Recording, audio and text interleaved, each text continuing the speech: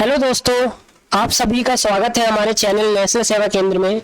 आपको पता है कि आरआरबी ने एनटीपीसी की वैकेंसी निकाली हुई है, जिसमें कई सारे पद निकाले हुए हैं, जिसमें से अंडर ग्रेजुएट और ग्रेजुएट लेवल के फॉर्म निकले हुए हैं। अंडर ग्रेजुएट के जो फॉर्म है वो 28 अक्टूबर से फिल होना स्टार्ट होंगे, और जिसमें से ग्रेजुएट लेवल के फॉर्म है जो 21 अक्टूबर से फॉर्म फिल होना स्टार्ट हो चुके हैं। तो आज हम आपको ग्रेजुएट लेवल का फॉर्म फिल करके दिखाएंगे, जिससे आपको फॉर्म भरने में कोई भी परेशानी ना आए। तो आपको सबसे पहले आना है गूगल पे और क्लिक करना है rrbapply.go.in पे क्लिक करके आगे बढ़ जाना है। आपके पास ऐसा इंटरफेस आ जाएगा आरआरबी का। अब आपको करना है क्या, लॉगिन पे क्लिक कर देना है। जिसकी आईडी बनी होगी वो डायरेक्ट लॉगिन करके अपना आगे बढ़ सकता है। परंतु अगर आपने एक बार भी अकाउंट नहीं बनाया है तो क्रिएट एन अकाउंट पे क्लिक करके आप अकाउंट बना सकते हैं। इसके लिए मैंने पहले ही वीडियो बना रखी है, तो आप जाके देख सकते हैं। मैंने लिंक पे डिस्क्रिप्शन में उसकी वीडियो की लिंक डाल दी है, तो आप एक बार पहले उसको देख लें, क्योंकि वही सबसे मेन चीज है, उसमें कोई भी गलती नहीं होनी चाहिए। उसके बाद आपको यहाँ पे आके लॉगिन पे क्लिक करना है। लॉगिन पे क्लिक करने के बाद लॉगिन विद आधार पे क्लिक करना है और यहाँ अपना रजिस्टर मोबाइल नंबर फिल करना है। रजिस्टर मोबाइल नंबर फिल करने के बाद आपको यहाँ पे टिक करके जनरेट आधार ओटीपी पे क्लिक कर देना है। ओटीपी जब जाएगा आपके आधार पे नंबर पे, तो वो यहाँ पे आपको फिल करना है।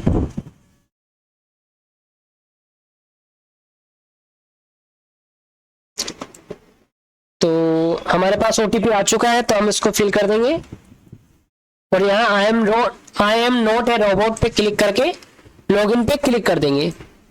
लॉगिन पे क्लिक करने के बाद हमारा ऐसा इंटरफेस आ जाएगा। उसके बाद ऑनलाइन एप्लीकेशन पे क्लिक कर देंगे। उसके बाद हम कौन से जोन से फॉर्म भर रहे हैं उसको यहाँ पे क्लिक करना है। तो अभी हम तो भर रहे हैं इसको चंडीगढ़ से, तो हम चंडीगढ़ से ही फिल करेंगे, या फिर हम एक बार चेक कर सकते हैं कि हमारी पोस्ट कहाँ पे, हम कौन सी कैटेगरी में आते हैं, जनरल, एससी, ओबीसी, उसके हिसाब से हम इस पोस्ट को फिल कर सकते हैं। तो हम अभी तो इसको चंडीगढ़ ही लेके चल रहे हैं। इसके बाद I am not currently debarred any RRB से, और ये दोनों पे क्लिक करके हमें आगे की ओर बढ़ जाना है। क्लिक करने के बाद आप आगे आ जाएंगे, जिसमें आपकी जो आपने अकाउंट बनाया था उसकी कुछ डिटेल्स आ जाएंगी। उसके बाद आपको फिल करना है मैरिटल स्टेटस, अनमैरिड या मैरिड है आप। इसमें मेरी कुछ डिटेल्स पहले से ही फिल है, क्योंकि मैंने पहले भी फॉर्म फिल कर रखा है। तो आप अगर पहली बार आ रहे हैं तो आपको फॉर्म फिल करना पड़ेगा। अगर आपने पहले फॉर्म फिल किया हुआ है तो आपका आधा से ज़्यादा फॉर्म फिल हुआ मिलेगा। तो अभी हम क्या कर रहे हैं, हमारा तो फिल भरा हुआ है। तो अगर आप पहली बार आ रहे हैं तो आपको सबसे पहले चुनना है यहाँ पे मैरिटल स्टेटस, मैरिड है या अनमैरिड, उस पर क्लिक करना है। उसके बाद अपना रिलीजन, अपने मदर टंग, आप कौन से लैंग्वेज में एग्जाम देंगे, आपका कोई परमानेंट विजुअल मार्क है तो उसको यहाँ फिल करना है, वरना आप नोट पे क्लिक करके आगे बढ़ सकते हैं। उसके बाद कम्युनिटी, जनरल से आते हैं तो आपको जनरल क्लिक करके आगे बढ़ जाना है। परंतु अगर आप एससी, ओबीसी या ईडब्ल्यूएस से आते हैं तो उसका सर्टिफिकेट आपको यहाँ पे अपलोड करना पड़ेगा। तो हम एससी से आते हैं तो उस एससी पे क्लिक करके आई अंडरस्टैंड एंड एग्री पे क्लिक करके आपको यहाँ पे अपना जो कास्ट है वो भरनी है। उसके बाद अपना सर्टिफिकेट नंबर, और फिर जहाँ से पास हुआ है उसका नंबर, रेवेन्यू ऑफिसर से कौन से स्टेट से हुआ है, इशू डेट, और ये ट्रेवल पास चाहिए तो यस। उसके बाद अपना सर्टिफिकेट यहाँ पे अपलोड करना है। तो इसको हम अभी एक बार अपलोड करते हैं, फिर आगे बढ़ते हैं। तो हमने एससी की सारी डिटेल भर दी है, जिसमें नेम ऑफ कास्ट और उसका सर्टिफिकेट नंबर, वो कहाँ से इशू हुआ है, और स्टेट इशू कहाँ से हुआ है, उसका इशू हुआ है, और अगर आपको ट्रेवल पास चाहिए तो यस या नो, और कौन सा नियरेस्ट रेलवे स्टेशन है वो यहाँ पे फिल करके आपको सर्टिफिकेट यहाँ अपलोड कर देना है। जो मैक्सिमम साइज है डॉक्यूमेंट का वो 400 KB से ज़्यादा नहीं होना चाहिए और ओनली PDF में होना चाहिए। ये फिल करने के बाद आपको आना है, अपना एड्रेस फिल करना है, स्टेट चुनना है, यहाँ पे स्टेट फिल कर देना है।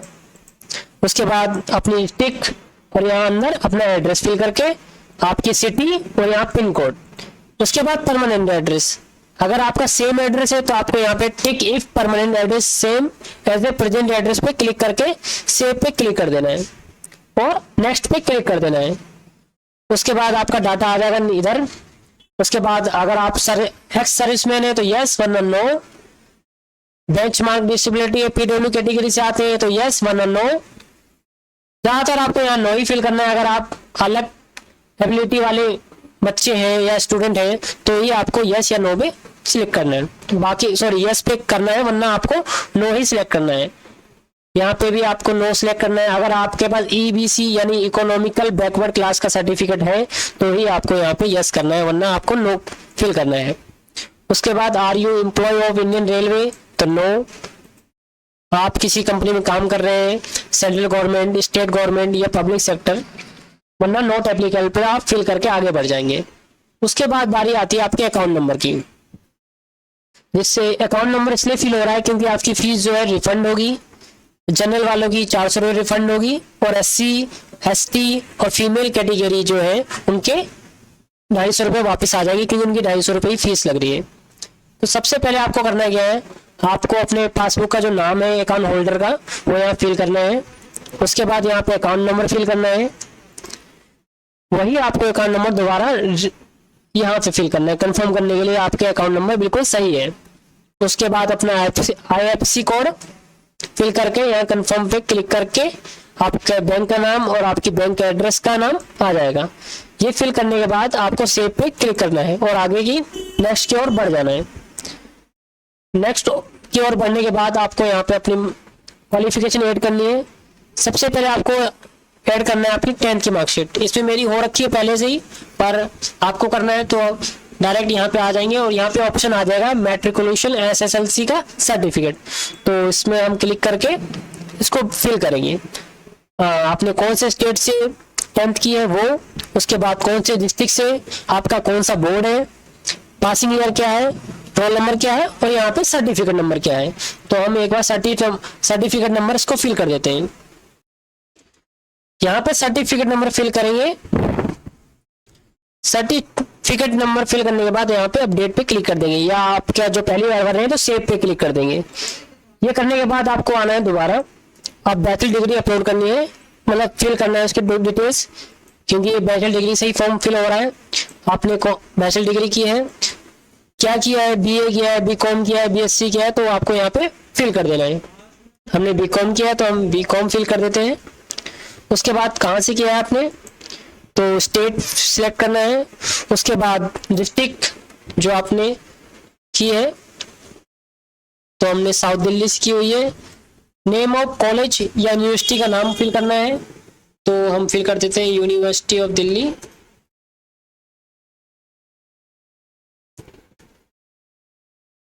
उसके बाद आपको पासिंग ईयर सिलेक्ट करना है, यहाँ पे कब आपने अपनी ग्रेजुएशन पास की हुई है तो हम फिल कर देते हैं एक बार 2021 सितंबर 25 तारीख को। उसके बाद आपको do have typing proficiency in English Hindi on computer, तो यहाँ पे यस ही सिलेक्ट करना है आपको और आगे की ओर बढ़ जाना है। ऐड करके नेक्स्ट पे क्लिक कर देना है। अब आपको करना क्या है, यहाँ पे अपनी लाइव फोटो खींचनी है और एक सिग्नेचर अपलोड करना है। अगर आप ये फॉर्म लैपटॉप पे या डेस्कटॉप पे फिल कर रहे हैं और आपके पास वेब कैमरा है तो आप यहाँ से डायरेक्ट लाइव फोटो पे क्लिक करके फोटो खींच सकते हैं। अगर आपके पास लैपटॉप या डेस्कटॉप नहीं है तो आपको करना क्या है, अपने मोबाइल में लॉगिन करना है। यानी अगर आप मोबाइल से फिल कर रहे हैं तो आपको मोबाइल में यहाँ पे ऑप्शन आ जाएगा फिल करने का, तो हम इसको एक बार मोबाइल से फोटो क्लिक करके आपको दिखाते हैं और सिग्नेचर अपलोड करके, जिससे हम आगे फॉर्म फिल कर सकें। तो वेट, फोटो और सिग्नेचर अपलोड करने के बाद आपको क्या करना है, I have uploaded my own signature पे टिक कर देना है। उसके बाद सेव पे क्लिक कर देना है। सेव पे क्लिक करने के बाद आपकी फोटो और जो सिग्नेचर आपने अपलोड किया है वो सेव हो जाएगा।